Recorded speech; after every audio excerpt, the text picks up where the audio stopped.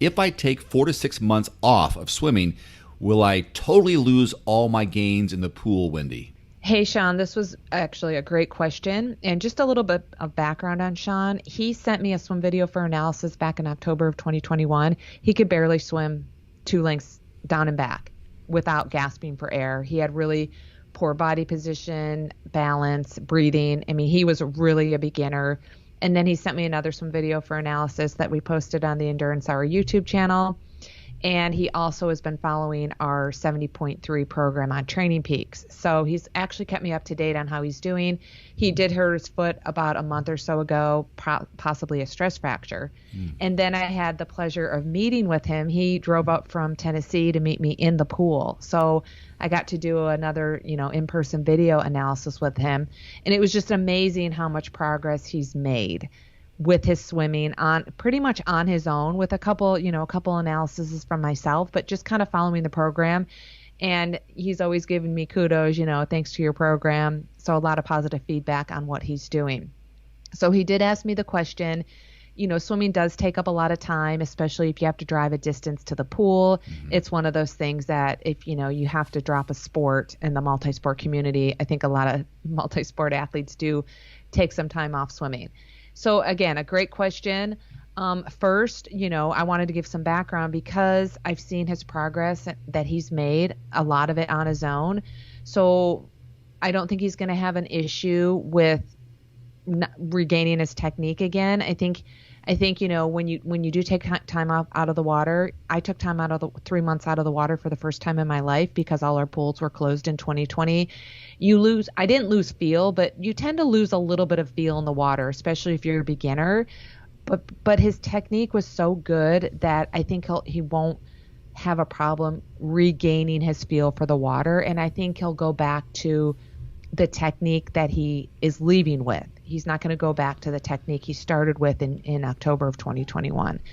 From a fitness and conditioning standpoint, you're going to lose your conditioning. I felt I lost a lot of conditioning when I took 3 months off. And I wrote a blog about how now my warm-up is now my main set, meaning, when I got back in the pool, I did my normal kind of general warm-up routine, and I was kind of gassed. I kind of said, okay, that was good for the first day back after having 3 months off. So it's definitely you're going to lose some conditioning in the water, but nothing that you can't get back when you regain some consistency, frequency, and kind of, reviewing the drills. Consider, send me another swim video for analysis if you're feeling that things are off when you get back in the water.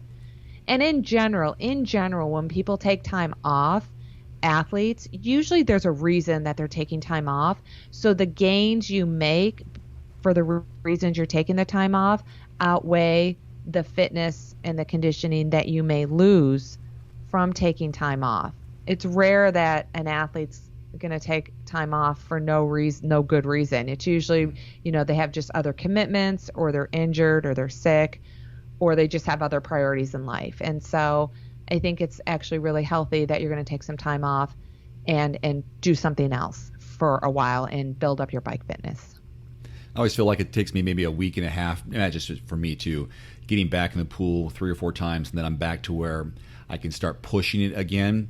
And I've heard in the past, and this may be an elite swimmer philosophy, for every day you're out, it takes 2 days to get back in to where you were.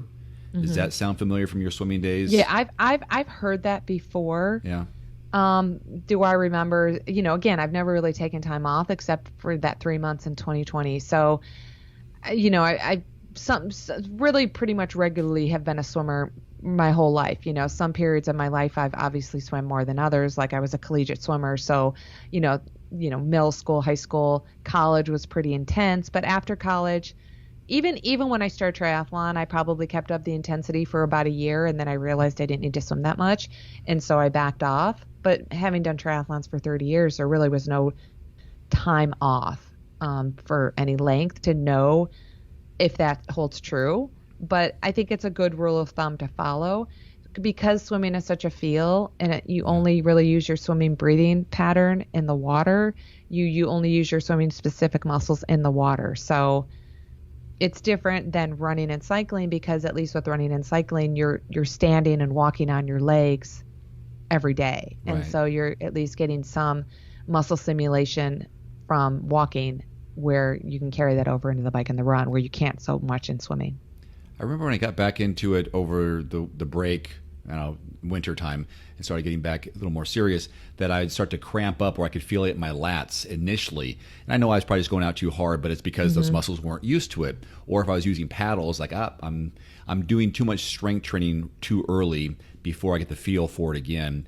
And then, if any advice I would say is, like, I don't think you're gonna, it's not gonna be a total loss. It's just gonna take a time to relax and gradually get back into it.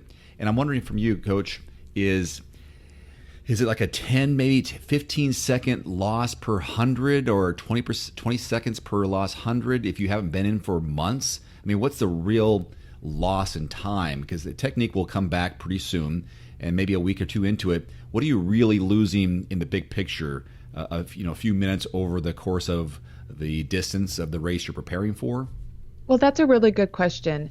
Based on my experience, when I went back to swimming and I tried to, swim at a certain rate of perceived effort, I was about 10 seconds per 100 slower at the same rate of perceived effort before the time off. So, for example, before I took time off, for example, let's just say I could hold 130 for 1,000, no problem, RPE of 5. And then after the 3 months off, I could hold 140 per 100 for 1,000 at an RPE of 5. And so really, when you're thinking about time adding or time subtracting, you want to make sure, is the RPE the same? Are you going the same effort and your time's off, or are you going harder, or are you going slower? But you did make a good point, is when you are coming back, refocus on technique, easy swimming, get that feel. You may feel breathless. You're going to feel breathless. Not you may feel breathless. Everyone's going to feel a little bit more breathless when they get back in the water after time off. That's just totally normal. You just take it slow and don't expect to do the same distance at the same pace as you were before. And there's no reason to. There's no reason to expect that. You just need to slow down and kind of enjoy being back in the water again.